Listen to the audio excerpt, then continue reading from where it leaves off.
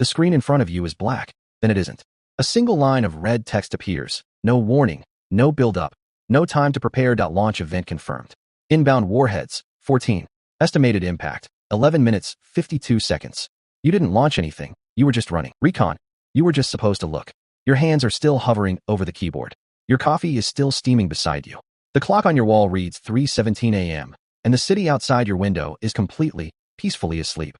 Unaware that somewhere right now, in a bunker buried 3 stories underground, a general is reaching for a red telephone. Because of you.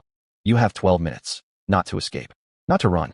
Not to disappear into the night and pretend this never happened. 12 minutes to climb back into the most secure military system on Earth. Find the exact command you accidentally triggered and cancel it before 2 nuclear superpowers conclude that the other one just fired first. 12 minutes to stop something that has never been stopped before.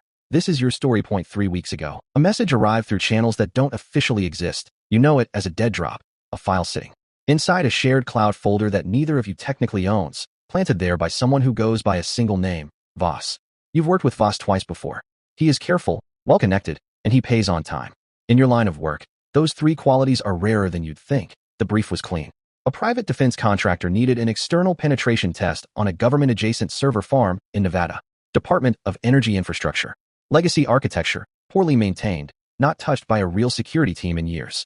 The goal was simple. Probe the outer layers, document the vulnerabilities, get out without triggering any internal alerts. Standard ghost work. The kind of job you've done dozens of times in the past 6 years. You are not a criminal. You say that to yourself often, enough that it feels true. You are a specialist, a gray zone operator. You find the holes so that others can seal them, and you charge accordingly, and you have always known exactly where the line was. You scheduled the job for 3 a.m. on a Tuesday.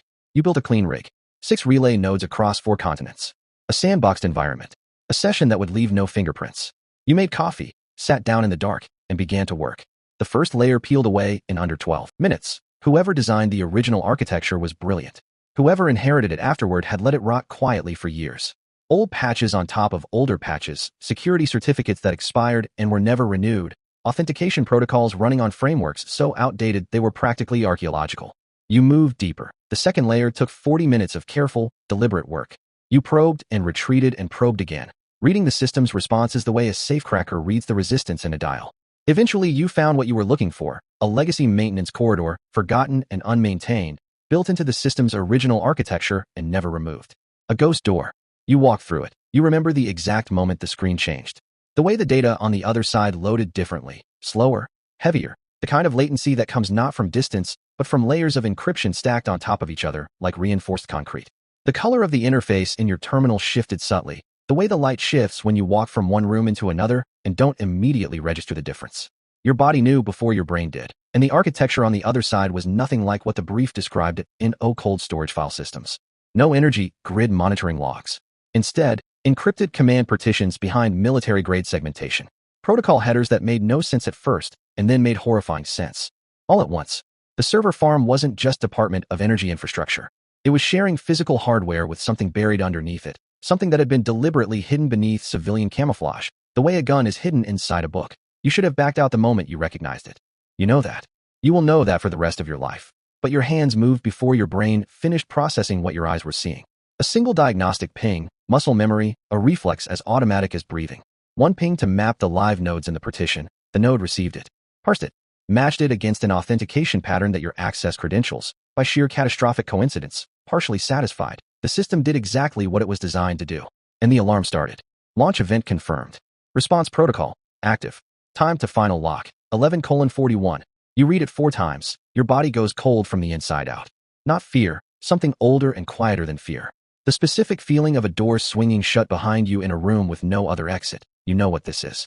You have studied enough history, read enough declassified documents, spent enough late nights going down rabbit holes that most people never find. In 1983, a Soviet early warning system falsely detected an American first strike.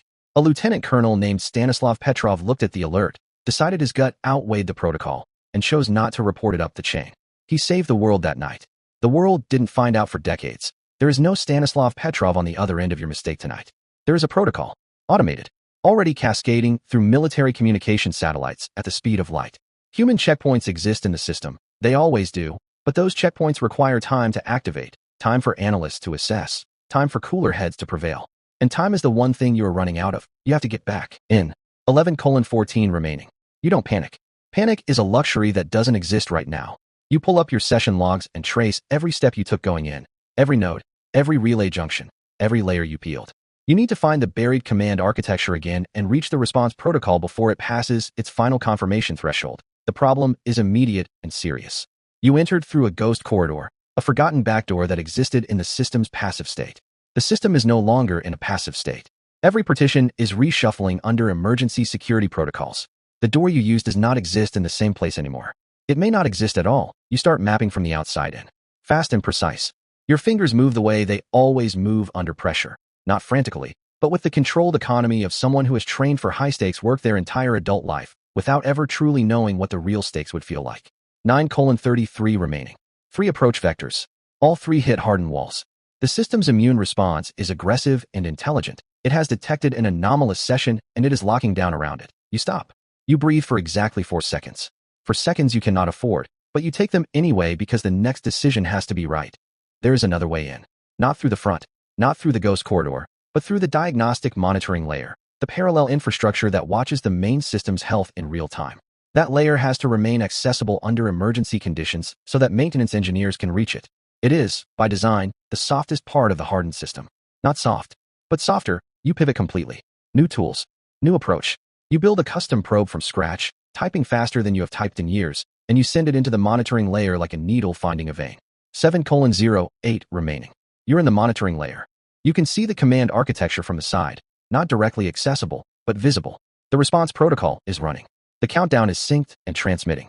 And there, embedded in the monitoring layer's maintenance access ports, is what you need. A manual override channel. Designed for exactly this scenario. A human hand that can reach into the machine and stop it. It requires a 16-character authorization code.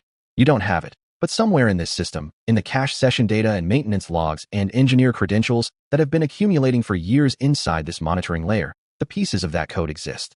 You just have to find them before the clock runs out. 6:44 remaining. Your secondary monitor lights up. A message from Voss. You need to stop your session right now. You stare at it. Asterisk, I know what you triggered. I know where you are. Kill the session and walk away. These systems have human override checkpoints. It will self-correct. Asterisk, your hands hover over the keyboard. Will it self-correct? Maybe. The checkpoints exist. Analysts are trained for false positives. But you have read the historical record and you know that systems fail, analysts make mistakes, and the gap between a false alarm and an irreversible launch decision is measured in minutes. Exactly the minutes you are currently burning. Another message from Voss. Asterisk, if you stay in the session, they will trace it back. They have resources you cannot imagine. You will disappear into a facility that doesn't exist, and no one will ever hear your name again. Get out. You were never here.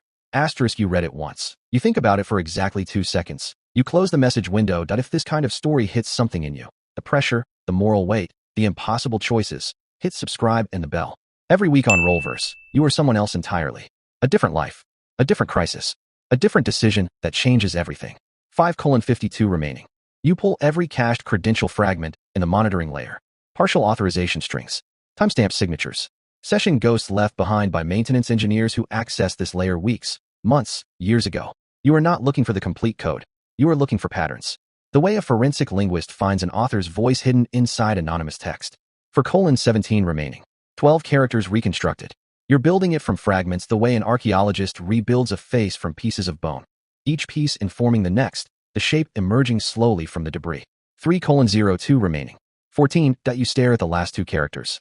The branching possibilities are not infinite, but they are not small, and brute forcing the final 2 characters against a live military authorization port risks triggering a lockout that will seal the override channel permanently. You go back through the session ghosts one final time. Slower now. Looking not at the data, but at the human being behind it. The engineer who generated these codes, who maintained this system, who was supposed to be random, but who, like every human being who has ever lived, was not entirely random. People carry their habits into places they are specifically told not to carry them. They embed small personal signatures into generated sequences without realizing they're doing it. It is the most human thing in the world. You find it in a maintenance log dated 3 years ago. A signature. A pattern. The same 2-character suffix repeated across every code this engineer ever generated. Consistent as a fingerprint. You complete the sequence. 16 characters. 1:14 remaining. You navigate to the override port. You enter the authorization code. Your finger rests on the execute key for 1 full second. Not hesitation, but the specific pause of someone who understands the weight of what they are about to do and chooses to feel it rather than rush past it. You press execute. The system pauses. Point 1. Second. Point 2. Launch event, cancelled. Response protocol, terminated. System status, returning to standby. The alarm dies. The red text disappears. Your screen returns to a quiet black terminal window, cursor blinking, as if nothing happened. As if the world did not just come within 74 seconds of the end of itself. You sit in the silence for a long time. Outside your window, the city is still asleep. No emergency broadcasts cutting through the radio static. No sirens. No sound of the world cracking open. Just the ordinary dark of a Tuesday morning. The distant hum of traffic beginning to build on the highway a mile east. The first gray light starting to show at the horizon. Nobody knows. You begin wiping the session. Layer by layer, relay by relay, methodical and quiet. Your hands have stopped shaking. That surprises you. You expected them to shake for hours. Instead, there is just a deep stillness in your chest that you don't have a word for yet. Not peace, not relief, not pride. Something in between all three, with something darker underneath it. Voss will never explain why he sent that job to you. You will never know whether the mismatch between the brief and the actual target was an accident or something else entirely. You will carry that question for years, and it will never fully resolve. Somewhere right now, an analyst in a command center is staring at a log that shows an anomalous event. A false alarm, origin unknown, canceled by an unauthorized override. The investigation that follows will be serious and sustained. Your relay chain is good. Good enough for now. Whether it stays good depends on resources and time and luck, and you have never been the kind of person who relies on luck. You close the laptop. You walk to the window. The city stretches out below you. Millions of lights, millions of lives, millions of people who will wake up this morning and go about their Tuesday without the faintest idea that for 1 minute and 14 seconds the architecture of the world they live in came within a single keystroke of being dismantled permanently. They will never know your name. There will be no record of what you did. No commendation. No acknowledgement. No moment where someone looks you in the eye and says, you held it together when it mattered most. You think about Stanislav Petrov, the Soviet officer who saved the world in 1983 with a quiet, defiant refusal to follow protocol, who was reprimanded afterward. Not praised, reprimanded, because by following his instincts instead of the system, he had technically violated procedure, who retired into obscurity, who died in 2017 in a small apartment outside Moscow, largely forgotten, the scale of what he'd done still not fully absorbed by the world he'd preserved. You think, maybe this is always what it looks like. Not a hero, not a headline, just a person, alone in the dark, with the world balanced on the edge of a single decision, who made the right choice, bore the weight of it silently, and walked away into an ordinary morning that the rest of the world got to keep. You step back from the window. You put the kettle on. Outside, the city wakes up.